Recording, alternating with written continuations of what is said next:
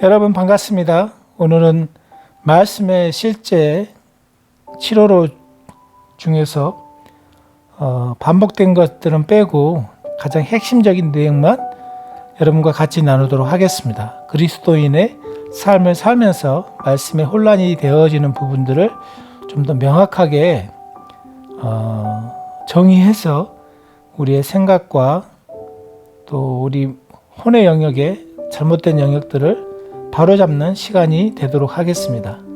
조세프 프린스 목사님 은혜를 통해서 이 크리스 목사님의 믿음의 말씀을 보면 약간 율법적인 그런 딱딱함들이 있지만 사실 믿음의 관점에서 어떻게 우리가 이 은혜의 복음과 함께 살아가는 그런 차원에서 볼 때 앤드루 워맥이나 조세프 프린스 목사님이나 크리스 목사님 메시지를 저희들이 이렇게 같이 나누고 있는데 결국 말씀의 그 보는 관점을 이 세 가지 영역에서 보면, 세 가지 사역자의 기준에서 보면 좀 차이가 있을 수 있죠.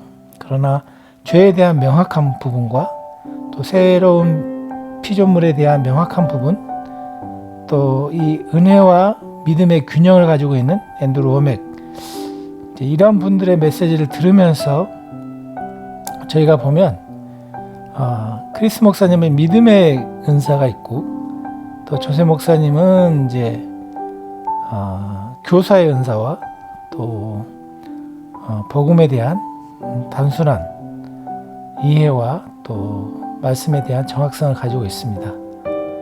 또 앤드루 워맥 목사님은 또 이거를 좀 합리적으로 의문을 가져가면서 또 이렇게 풀어주니까 저희가 이 세 분의 말씀을 들으면서 정리하는 관점에서 보면 많은 유익이 있습니다.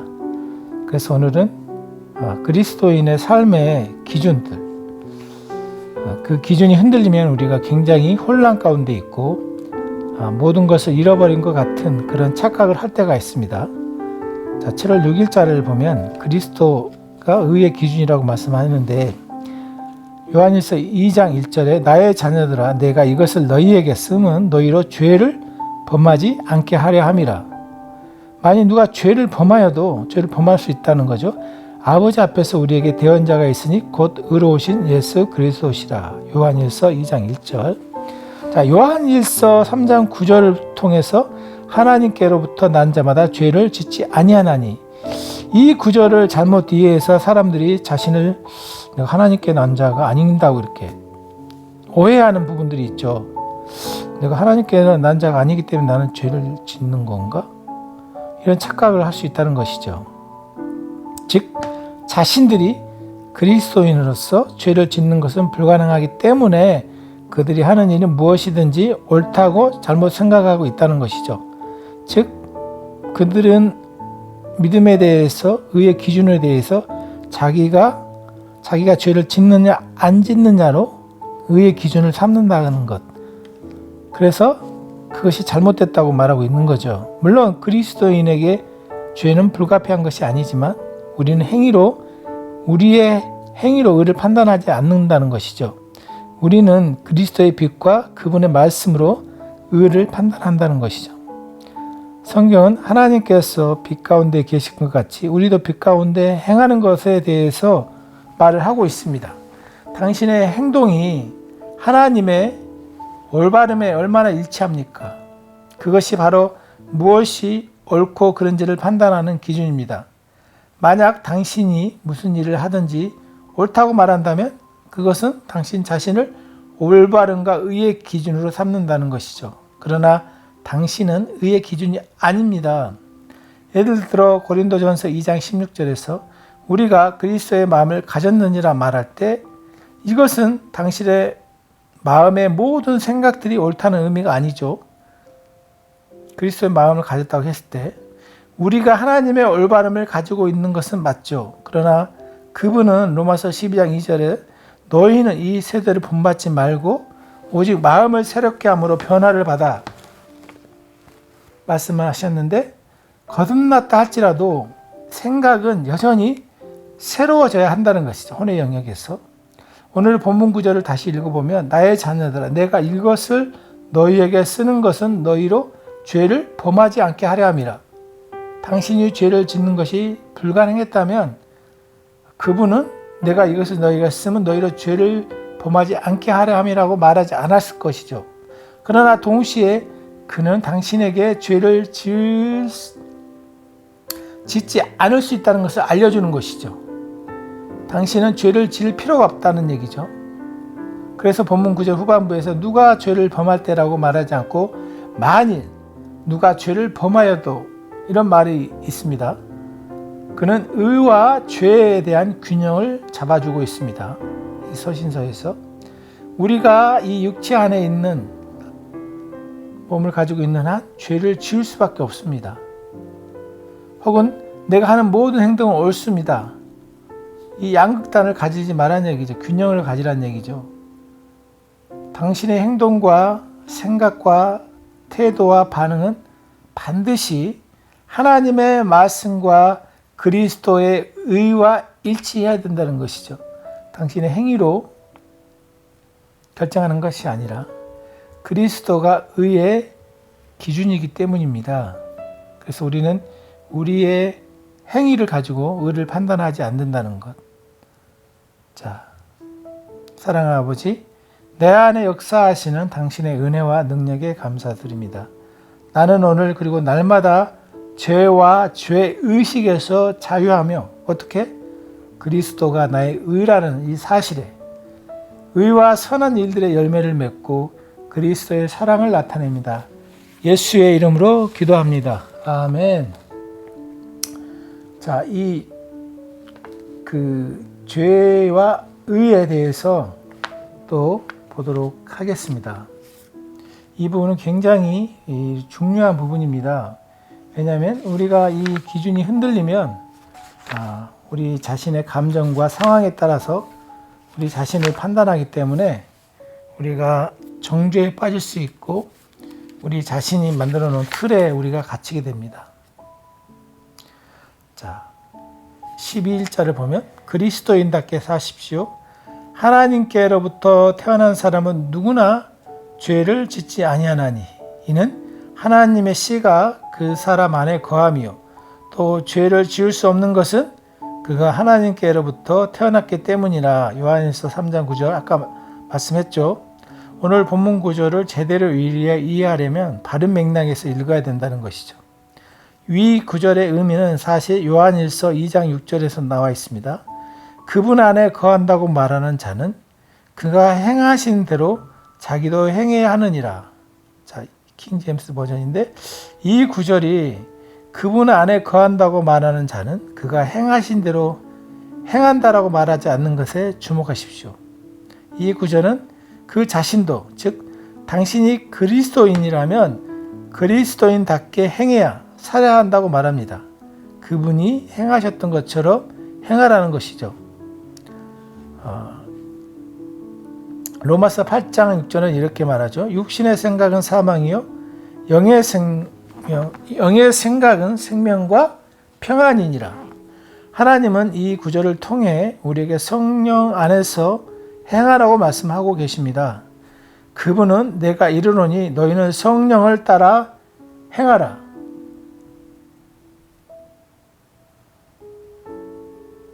그리하면 육체의 욕심을 이루지 아니하리라고 갈라디아서 5장 16절은 말씀하고 계십니다. 자, 위의 구절들은 모두 하나님의 말씀 안에서 우리에게 주어진 지시이자 인도입니다. 로마서 6장 1, 2절은 말합니다. 그런즉 우리가 무슨 말을 하리요? 은혜가 넘치게 하려고 죄에 거하겠느냐? 결코 그럴 수 없느니라. 죄에게 죽은 우리가 어떻게 더 이상 그 가운데 살리요? 자, 마음대로 죄를 지어도 되는 그리스도인은 없습니다. 은혜의 복음을 듣고 많은 사람들이 또 이 죄를 막 짓고 싶어 하는 부분이 있습니다. 왜냐하면 하나님이 그냥 죄에 대해서 눈 감아 주시기 때문이라고 착각하기 때문이죠. 그렇지 않습니다. 당신의 의를 나타내도록 부름을 받았죠. 그것은 하나님의 올바름 안에서 행하는 것이라는 것이죠. 우리가 그리스도 안에서 소유한 생명에는 죄가 없습니다. 그러나 당신이 믿음 안에서 행할 때 실수할 수도 있습니다. 그러므로 성경은 그의 아들 예수 그리스도의 피가 우리 모든 죄에서 깨끗하게 하시니라. 요한일서 1장 7절. 자, 그분은 필요할 때마다 우리의 죄를 깨끗하게 할 수 있는 방안을 만드셨습니다. 이 부분은 이제 조셉 목사님 말한 대로 이 시제에 대해서 깨끗게 하시느니라. 죄를 짓자마자 바로 이렇게 작동이 피가 우리의 죄를 사하기 때문에 사실은 우리는 이 죄에 대한 부분들은 그리스도의 보혈로 계속해서 해결되어지는 것들을 볼 수가 있습니다. 이 부분은 나중에 또 추가적으로 하고요. 하나님은 당신이 말씀으로부터 가르침을 받고 의로 인도되도록 말씀에 자신을 내어드리기 원하십니다.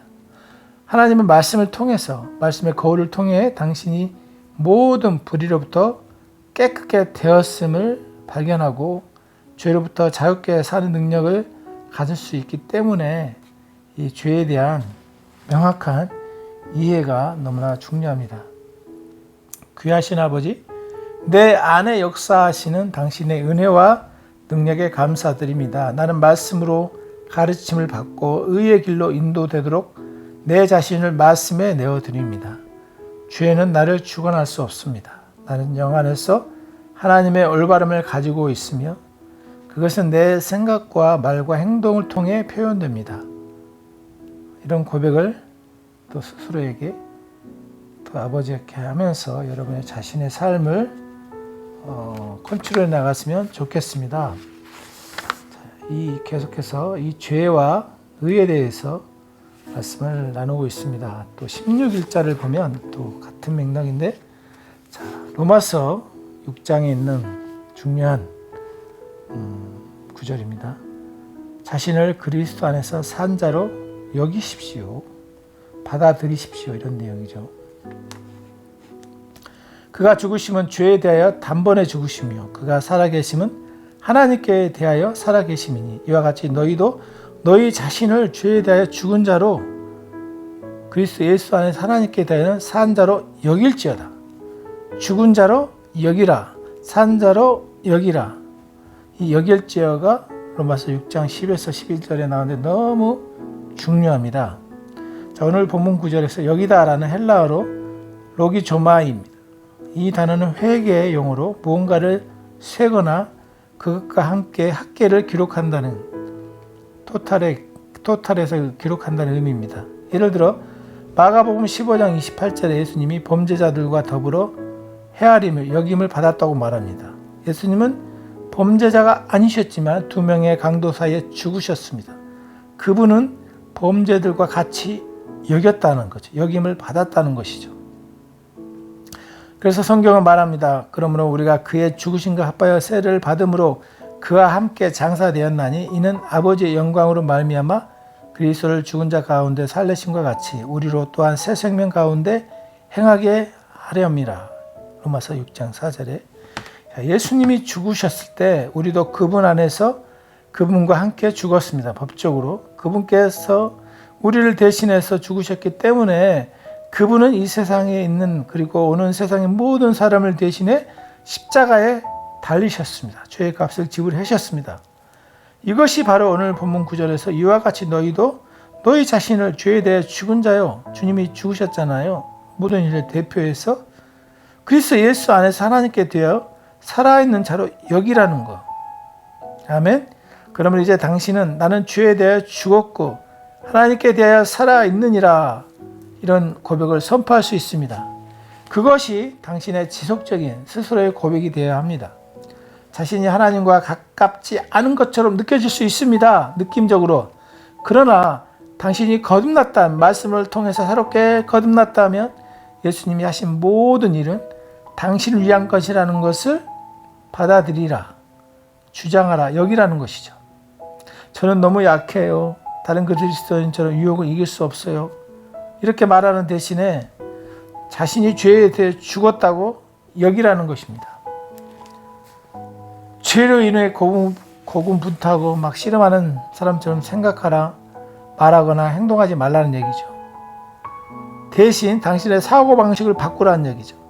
예수님이 당신을 대신하여 하신 일을 받아들이고 이러한 의식이 당신을 바르게 살도록 한다는 것이죠. 당신의 생각을 사용하십시오. 할렐루야. 자신이 뒤에 죽었다고 여기고 그것이 현재의 사고방식이 되게 하라는 것이죠. 즉 말씀을 통해서 그리스도께서 나를 위해서 죽으셨구나. 그것이 나의 것으로 소유권을 주장하라는 것, 여기라는 것. 아멘. 그것이 당신을 바라보는 하나님의 관점과 일치하는 실제적인 사고방식이라는 거죠. 이 사고방식을 가지고 있으라는 얘기죠. 그리스도가 죽으셨을 때, 모든 인류를 위해서 죽으셨을 때, 그분이 장사되셨을 때, 그리고 그분이 죽음에서 일으켜지셨을 때 당신은 그분 안에 있었습니다. 그러므로 하나님은 이제 그리스도 안에 살아있는 당신을 보십니다. 할렐루야. 이 눈이 띄어지기를 주님의 이름으로 축복합니다. 나는 하나님께 대하여 산 자입니다. 나는 성령의 능력으로 다스려지는 하나님의 사당의 아들의 왕국에 속해 있습니다. 나는 그리스도의 희생의 직접적인 수혜자가 되어 그분이 성취하신 사역 안에서 행합니다. 그리스도가 강하심으로 나도 강합니다. 그리스도가 살아계심으로 나도 산 자가 되었습니다. 할렐루야. 제가 시골에 갔는데 참 저희 고모님께서 젊었을 때부터 이 치유의 은사를 받으셔가지고 93세인데도 건강에 있는, 넘어져도 믿음으로 그냥 나는 건강하다 이런 고백을 통해서 정말 아픈 것이 없는, 너무 이스라엘 백성이 출애굽할 때 아픈 자가 없다는, 쩔뚝거리가 없었다는 것처럼 너무 건강하십니다. 그것이 바로 이 믿음의 은사를 가지고 계신 분의 특징이 아닐까 이런 생각이 들었습니다. 그분의 사고방식에는 뭐 아픔이나 이런 거에 대해서 전혀 생각지 않는, 정말 제가 큰 도전을 받고 이번에 왔습니다. 그것처럼 우리의 것으로 얼마만큼 나의 것으로 여기느냐에 따라서 우리 삶에서 나타나는 정도는 치유나 이런 하나님의 말씀을 경험하는 것은 사람에 따라 다르게 나타나는 것이죠. 또 중요한 거 26일자를 보면 죄에 대하여 죽고 하나님께 대하여 산 자입니다. 똑같은 말씀인데, 이와 같이 너희도 너희 자신을 죄에 대하여 죽은 자요 그리스도 예수 안에서 하나님께 대하여 살아있는 자로 여길지어다. 로마서 6장 11절 나오는데, 자, 오늘 본문 구절은 새로운 피조물에 관하여 심오한 현재 진리를 드러내 주는데, 자, 새로운 피조물은 죄에 대하여 죽고 하나님께 대하여 산 자입니다. 그렇죠? 당신은 그리스도인의 삶에 대해 이런 관점을 가져야 합니다. 새로운 관점이죠. 당신 자신을 죄에 대하여 죽고 하나님께 대해 산 자로 여기라는 거 아셨죠? 하나님께 대해 살아있다. 이 말은 하나님의 실제와 생명의 영역을 자각하며 그분과 교제를 인식한다는 뜻입니다. 에베소서 2장 1절은 이렇게 말하고 있습니다. 허물과 죄들로 죽었다는 것이죠. 너희를 이미 그가 살리셨으니. 자, 이는 다른 말로 하면 예수님이 죽으셨을 때 당신도 그분 안에 죽었고, 그분이 살아나셨을 때 당신도 그분과 함께 살아났다는 말씀이죠. 골로새서 2장 13, 14절은 말하죠. 또 범죄와 육체의 무할례로 죽었던 너희를 하나님이 그와 함께 살리시고 우리의 모든 죄를 사하시고 우리를 거스리고 불리하게 하는 법조문으로 쓴 증서를 지우시고 제하여 버리사 십자가에 못 박히시고. 못 박았다는 얘기죠. 우리를 정죄하고 거스리는 이 의문들, 법조문을. 정말 놀랐습니다. 당신이 그리스도와 함께 산 자가 되기 전에 당신의 죄와 율법은 십자가에 못 박혔습니다. 당신의 죄와 그 근원이 먼저 모두 십자가에 못 박힌 것입니다. 요즘 그 장마철에 이 거미가 많이 돌아다니는 걸 볼 수 있습니다. 그 거미줄을 치우는 것보다 그 거미를 죽이면 이 거미줄이 더 이상 발생하지 않겠죠. 문제의 근원을 내가 죽은 자로 여길 때 우리 삶의 여러 가지 죄악들, 이런 잘못된 행동들이 다 소멸된다는 것이죠. 근원적인 문제라는 것을 지적하고 싶습니다. 고린도전서 15장 56절은 죄의 권능은 율법이라는 것을 알려줍니다. 그러나 죄에게 능력을 준 바로 그 율법을 예수님께서 폐하셨습니다. 할렐루야. 예수님은 당신에게 죄와 죽음과 무덤을 이긴 승리를 주셨습니다. 이런 관점으로 당신 자신을 새롭게 보란 얘기죠. 하나님의 말씀은 빛이고 당신은 진정으로 어떤 자인지 알려주는 거울입니다. 말씀은 고린도후서 3장 8절은 말합니다. 18절 우리가 다 수건을 벗은 얼굴로 거울을 보는 것 같이 주의 영광을 보매 그와 같은 형상으로 변화하여 주의 영광을 볼 때 우리도 그와 같은 형상으로 변화된다는 얘기죠. 영광에서 영광에 이르니 곧 주의 영으로 된다는 얘기죠. 주의 영으로 말미암느니라. 자, 말씀은 당신이 죄에 대하여 죽고 하나님께 대하여 산 자라고 말하고 있죠. 당신이 말씀 안에서 이 실제를 계속해서 묵상할 때 로마서를 읽어보면서 당신은 그 진리 안에서 거울에 비춰진 것과 같은 형상으로 변화된다는 것이죠. 거울 속의 형상은 주님의 형상이겠죠. 죄에 대하여 죽고 하나님과 그분의 의에 대하여 살아있는 자신의 모습을 보는 것입니다. 할렐루야. 그러므로 당신의 반응은 다음과 같이 해야 되겠죠. 하나님을 송축합니다. 나는 죄에 대하여 죽었고 이미 하나님께 대하여 살아있습니다. 나는 하나님의 생명의 영역에서 살아있는 자입니다. 이 실제 안에서 살아갑시다. 할렐루야. 나는 하나님께 대하여 산 자이며 하나님 왕국의 실제를 인식합니다. 하나님은 내 안에서 나를 통해 실제하십니다. 나는 그분의 음성을 알고 그분께 듣습니다. 나는 그분의 생각과 뜻을 알고 나를 향한 그분의 신성한 운명 안에서 살아갑니다. 할렐루야. 마지막으로 28일자를 보면 또 이 부분을 좀 더 명확하게 볼 수가 있겠습니다. 한번 보도록 하겠습니다. 할렐루야. 죄 없이 태어났습니다. 죄로부터 해방되어 이미 해방된 의에게 종이 되었느니라. 되어진 사실을 얘기하고 있습니다. 시제가 굉장히 중요합니다. 성경을 읽을 때. 자, 오늘 본문 9절에 바울은 언어의 한계로 인해 이 진리를 전하는데 어려움을 겪습니다. 그는 말했습니다. 너희 육신이 연약함으로 내가 사람의 이대로 말하니. 로마서 6장 19절에. 자, 메시지 바이블은 이렇게 말합니다. 내가 이처럼 자유를 들어 말하는 것은 쉽게 우리 머릿속에 그림이 그려지기 때문입니다. 내가 이처럼 자유를 들어 말하는 것은 쉽게 우리 머릿속에 그림이 그려지기 때문입니다. 죄에서 해방돼 의의 종이 되었다는 그림이 그려진다는 것이죠. 그런 이 진리를 사람들이 이해할 수 있는 수준으로 낮춰서 전했는데, 자, 새로운 피조물의 실제는 우리가 죄로부터 자유했다는 것이 아니고 새로운 피조물은 죄가 없이 태어난다는 것이죠. 부활했을 때 새로운 몸으로, 새로운 생명으로 태어났다는 얘기죠. 이 둘은 차이가 있습니다. 죄 없이 태어났다는 것은 당신이 태어날 때 그 어떤 죄도 갖고 있지 않았다는 의미죠. 자, 당신이 새로운 피조물이라는 사실은 예수 그리스도의 부활과 그 결과를 통해서 깨닫게 된다면 이것을 더 이해하기 쉽다고 말씀하고 있는데, 당신의 새로운 생명은 예수 그리스도의 부활과 함께 시작되었다는 얘기죠.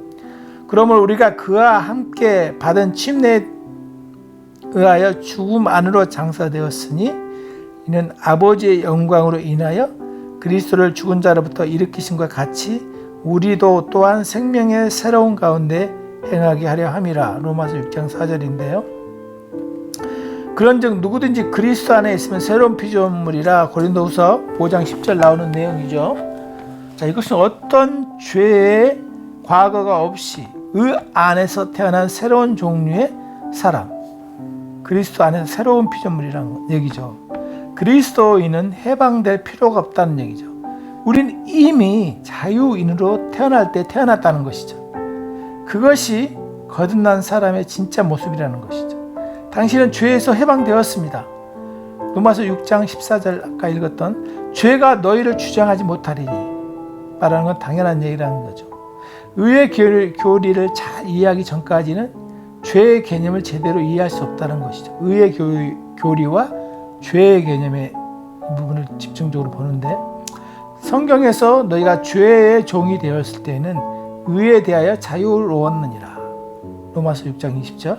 자, 의에 대하여 자유로워졌다 표현은 자, 의의가 없다는 얘기고 의에 해당하는 것이 없는 상태였다는 뜻이죠. 다른 말로 하면 당신은 죄의 종이었으며 의를 행할 수 없었다는 것이죠. 그러나 당신이 거듭났기 때문에 이제는 반대가 됐다는 것이죠. 당신은 의를 행할 수 있으며 의의 열매를 맺고 의의 일들을 할 수 있다는 얘기입니다. 그것이 그리스도 안에서 당신의 참 본성이라는 것을 인식하기를 원한다는 것이죠. 나는 새로운 피조물이며 새로운 종류의 사람입니다. 이전 것은 지나갔고 이미 끝났고 모든 것이 새로워졌습니다. 나는 의 안에서 의의 일을 하고 의의 열매를 맺습니다. 할렐루야. 자, 이런 자기 자신의 죄에 대한 의에서 해방된 이 실제를 여러분의 삶에 간직하셔서 여러분이 이런 놀라운 삶을 살았으면 좋겠습니다. 자, 그러면 우리가 계속해서 영적으로 성장해 가야 되는데 이 부분들을 또 이 성장의 관점에서 이런 의의 의식을 가지고 살아가면서 영적으로 우리가 또 생각이 새롭게 되고 자라가야 됩니다. 이 부분을 또 보도록 하겠습니다. 그리스도 안에서의 성장, 그리스도 예수의 사람들은 육체와 함께 그 정욕과 탐심을 십자가에 못 박았느니라. 갈라디아서 5장 24절. 이 부분이 아까 여기 있는 것도 마찬가지죠. 오늘 본문 9절을 명확하게 말하고 있습니다. 당신이 그리스도께 속했다면 당신은 정욕과 탐심을 십자가에 못 박았습니다. 이미. 그렇다면 왜 그리스도인들이 여전히 고군분투하며 육신을 못 박으려고 노력합니까? 사단이 그들에게 거짓말을 했고 하나님의 말씀에 대한 무지로 인해 그들이 거짓말을 믿었기 때문입니다. 사탄은 내가 진짜 그리스도인이라면 어제 그런 거짓말을 하지 않았을 것이다. 이렇게 당신을 조롱할 수 있다는 얘기죠. 그 말이 당신의 확신과 믿음 그리고 주님을 섬기고자 하는 열정을 약화시키게 해서 당신을 넘어뜨리려고 하는 사단의 계략인 거죠. 사단이 누구인지 기억하십시오. 그는 거짓말쟁이며 거짓의 아비입니다. 그는 속이는 자이고 하나님의 사람들을 참소하는 자입니다. 만일 당신이 주님께 손을 들고 경배하고 있는데 갑자기 사단이 당신이 잘못한 일을 생각나게 한다면 자책하며 손을 내리고 침체에 빠지지 말라는 얘기죠. 오히려 더욱더 경배하며 아버지 당신의 사랑과 나를 모든 불의에서 깨끗게 하신 예수 그리스도의 피에 감사합니다. 이렇게 말하는 것이죠. 당신이 잘못한 일 때문에 스스로를 진정한 그리스도인이 아니라고 생각하도록 사단이 속이는 것을 허락하지 말란 얘기죠. 거듭났다면 당신은 당신의 행위와 상관없이 사실은 진정한 그리스도인입니다. 하나님의 말씀은 당신이 당신 안에 있는 하나님의 본성으로 산다고 말하고 있습니다. 성령 안에서 행하십시오. 의 안에서 행하십시오. 하나님의 말씀이 당신의 생명이므로 하나님의 말씀에 따라 살아갑시다. 스스로에게 나는 하나님의 영으로부터 났으며 말씀이 나를 다스리도록 인도한다라고 자주 고백하십시오. 여러분 스스로에게 하나님의 말씀을 공부하고 그 안에 거하십시오. 그러면 당신은 사탄의 속임수와 술책과 조종을 다스리며 살 것입니다. 말씀을 공부하고 듣고 묵상할수록 말씀이 말한 대로 더 많이 행하게 됩니다. 오히려 말씀은 그것이 말하는 바를 당신 안에서 생산해내는 능력이 있기 때문입니다. 말씀의 사역을 통해 당신은 강해지고 동기부여되며 믿음이 활성화되어 그리스도 안에서 지속적으로 성장합니다. 주님 안에서 그분의 은혜와 말씀의 지식 안에서 자라갈수록 당신의 삶에서 죄는 줄어들 것입니다. 죄가 당신을 주관할 수 없기 때문이죠. 사랑하는 아버지, 교리와 책망과 바로잡음과 의로 교육하기에 유익한 당신의 말씀에 감사를 드립니다. 당신의 말씀은 나를 영적으로 성장하게 하고 선한 일을 위해 나의 믿음을 활성화시킵니다. 나는 말씀의 뿌리를 내리고 세워져 있어서 성령님의 덕과 온전함을 선전합니다. 할렐루야. 우리가 우리를 십자가의 죽은 자로 여기고 그리고 믿음으로 이런 사단의 속임수를 파할 때 우리 안에 큰 기쁨이 있습니다. 자, 항상 기뻐하라. 이 말씀을 들으면 정말 기뻐하는 것이 가능할까 이런 우리 생각을 하게 되는데, 자, 데살로니가 전서 5장 16절이죠. 어제는 지나갔고 내일은 오지 않았지만 오늘은 우리의 것이란 얘기죠. 그러면 오늘 하루 최선을 다하고 기뻐하십시다. 어제를 후회하며 살거나 내일의 불확실한 상황에 대해서 염려하지 마십시오. 어제를 후회하거나 내일의 불확실한 상황, 우리 염려케 하는 것 같지만 어제의 후회와 내일의 두려움은 오늘 행복의 적입니다.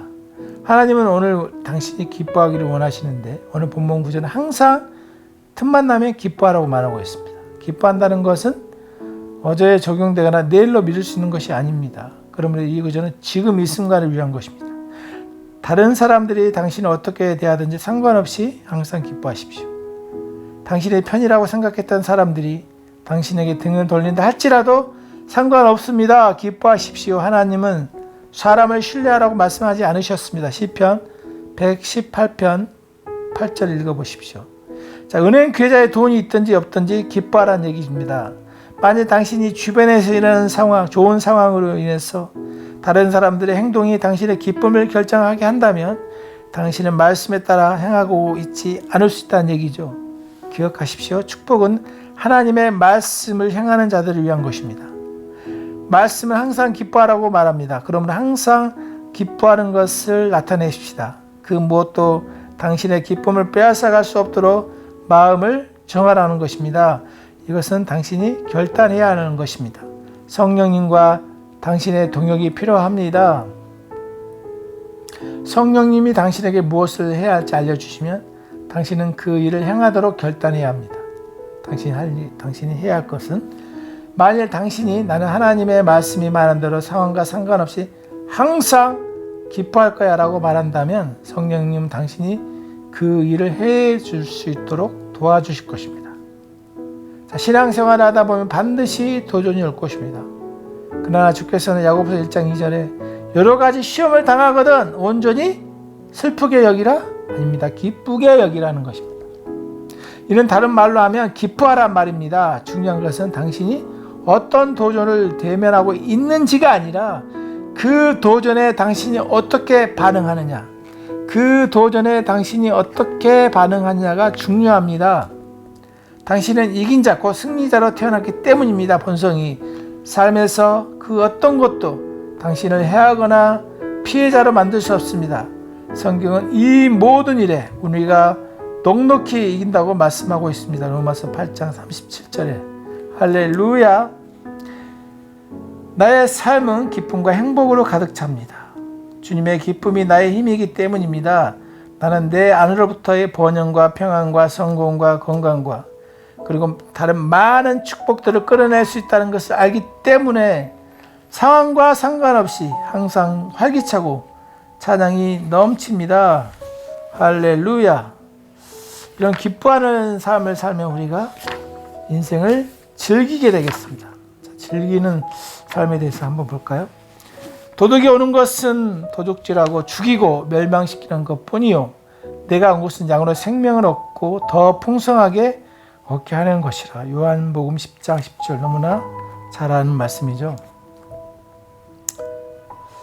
저는 항상 비행기를 탈 때 창가 자리를 좋아합니다. 저도 좋아합니다. 창가 자리는 멋진 경광을 즐길 수 뿐만 아니라 얼음으로 뒤덮인 북극, 반짝거리는 아플스 봉우리, 안데스 산맥, 구름 등 높은 고도에서만 볼 수 있는 것들로 인해 영감을 받는 특별한 기회를 선사합니다. 저는 언제나 하나님의 창조의 아름다움과 경이로움으로 만끽하면서 복되신 아버지, 당신은 놀라운 분입니다. 너무나도 아름다운 것들이 너무나 많습니다. 그렇게 저는 목적지에 도착하기 전까지 여정을 즐깁니다. 인생도 같습니다. 인생은 우리가 즐겨야 하는 여행입니다. 지금부터 주님이 다시 올 때까지 누릴 것들이 많이 있습니다. 그러므로 누구든지 좌절하는 삶을 살아서는 안 됩니다.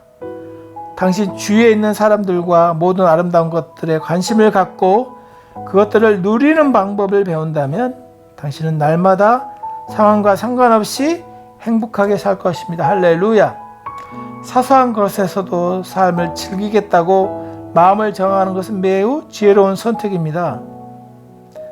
어떤 사람들은 식사도 즐기지 않습니다. 그들은 항상 황급히 식사를 마칩니다. 어떤 사람은 아침에 짜증을 내며 일어납니다. 운전을 하거나 그들의 직장, 사업, 학은 학교로 갈 때에도 그들은 화가 나 있고 행복해하지 않으며 짜증난 상태입니다. 그들은 주위에 있는 모든 사람과 아름다움을 간과하고 못 보고 지나간다는 얘기죠. 오늘 본문 구절을 다시 읽어보면 예수님 우리에게 생명을 주시고 우리가 그 생명을 누리게 하시려고 오셨습니다. 삶을 즐긴다, 엔조이 라이프라는 것은 단순히 게임이나 코미디 프로그램을 보는 것, 어떤 활동에 참여하는 것이 아닙니다. 그보다는 삶의 여정의 모든 순간을 누린다는 것이죠. 당신이 하는 일이 경건한 삶과 일치하는 한 그 모든 일은 즐기라는 것입니다. 당신이 하나님의 자녀이고 하나님께서 당신을 통해 그분의 꿈을 이루신다는 것을 당신이 알기 때문입니다. 하나님은 당신에게 기쁨의 삶을 주셨습니다.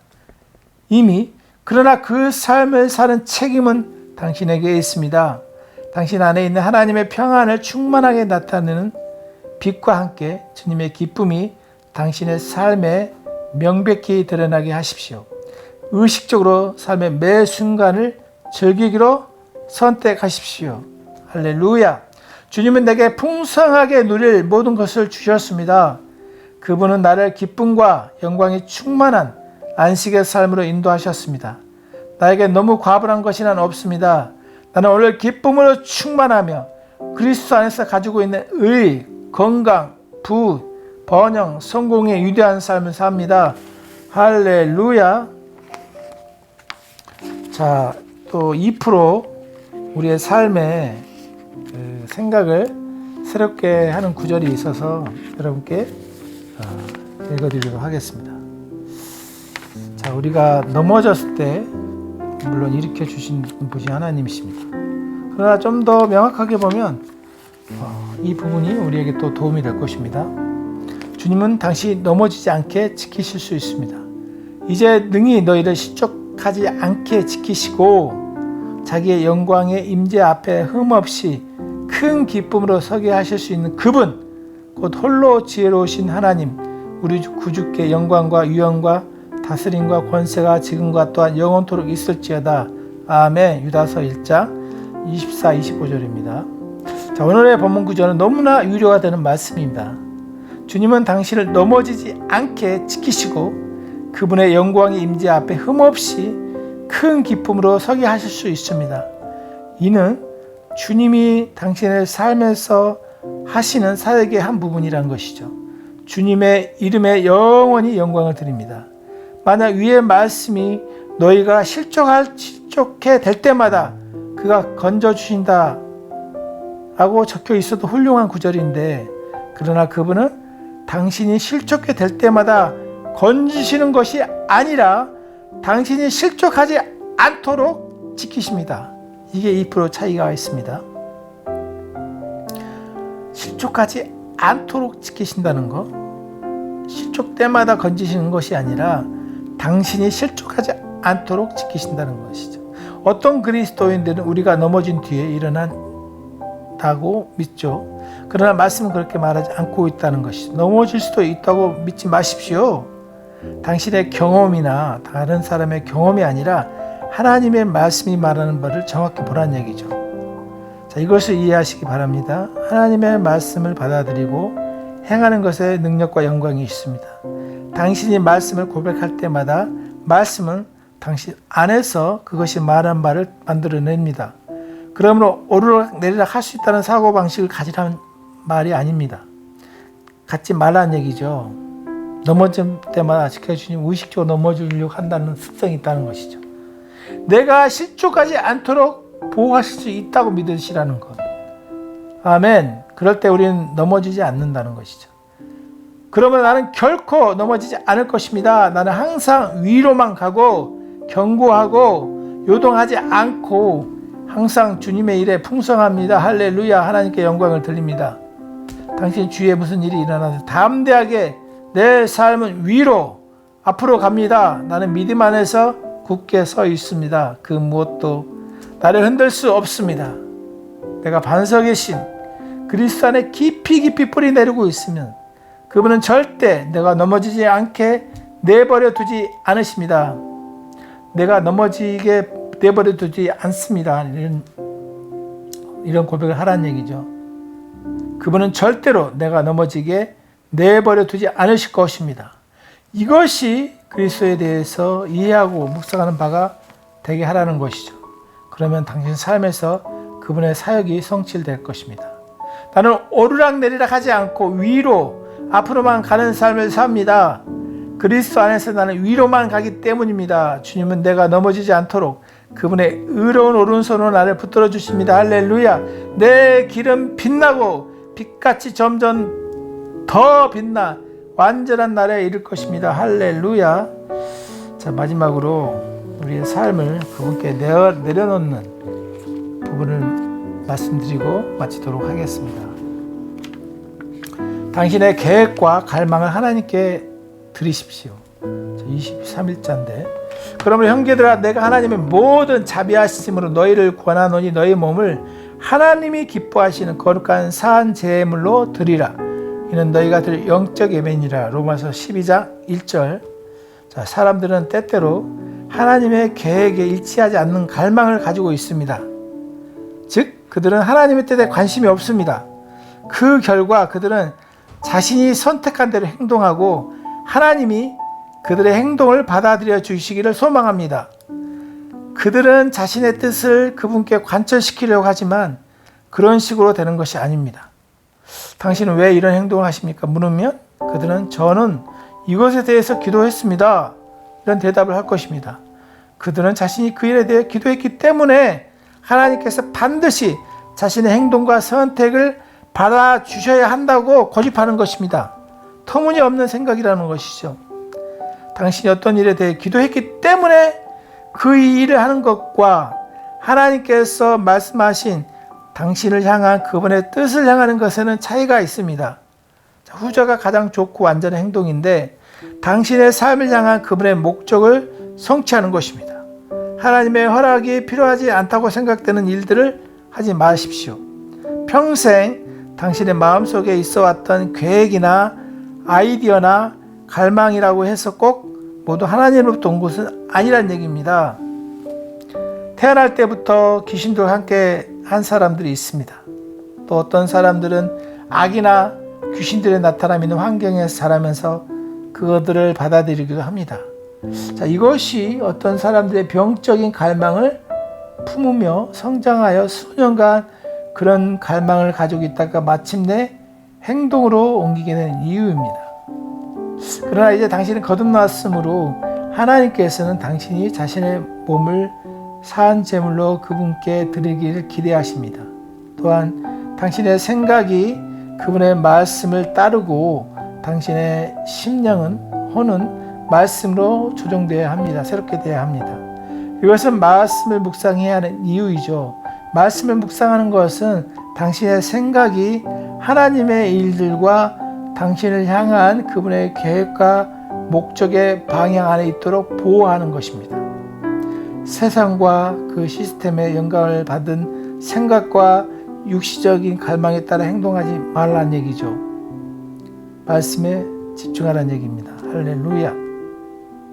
자, 정리해보면 내가 기도했기 때문에 이런 일이 일어나야 되고 이렇게 되어야 된다는 것은 아니라는 것이죠. 하나님이 우리를 향한 계획이 있고 목적이 있기 때문에 내 뜻대로 안 됐다 할지라도 그것이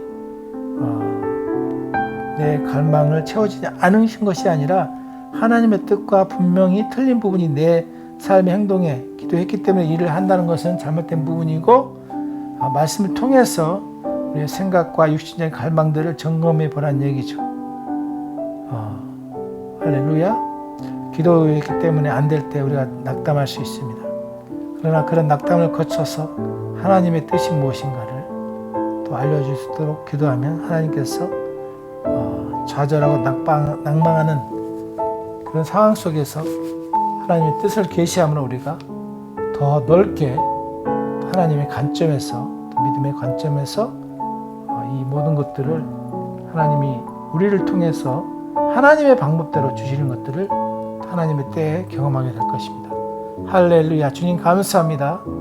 말씀의 실제를 통해서 우리가 넘어질 때마다 도와주시는 분이기도 하시지만 넘어지지 않게 우리를 더 보호해 주시는 그 밝은 빛을 볼 수 있게 해주셔서 감사하고, 이미 그리스도 안에서 우리가 죽은 자이고 또 하나님께서 살아있는 자로 살아가는 것들을 받아들일 수 있도록 또 인도하여 주옵소서.